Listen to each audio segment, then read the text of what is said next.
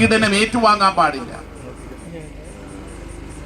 ഒരു പെൺകുട്ടിയോട് പറയാണ്, ആ പെൺകുട്ടി വിവാഹിത ആയതുകൊണ്ട് അതുകൂടി കണക്കിലെടുത്തുകൊണ്ട് ഈ വിവരം കെട്ടവൻ പറയുകയാണ്, എടി നിന്നെ എങ്ങനെയാണ് നിന്റെ ഭർത്താവ് വിവാഹം കഴിച്ചത്?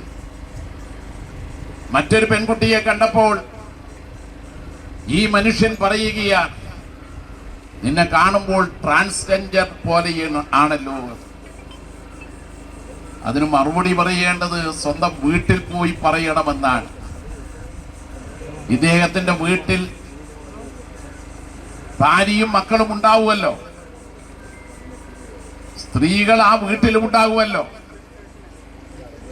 സ്ത്രീകളോട് ഇങ്ങനെയാണോ പെരുമാറേണ്ടത്? ഇങ്ങനെയാണോ വിശേഷിപ്പിക്കേണ്ടത്?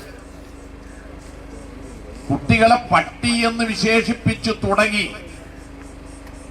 പെൺകുട്ടികളെ കാണുമ്പോൾ പ്രത്യേകതരം ഞരമ്പ് രോഗമുണ്ടാകുന്ന ഒരു അധ്യാപകനായി ഈ മനുഷ്യൻ ഇനി ഇവിടെ ഉണ്ടായിക്കൂടാ.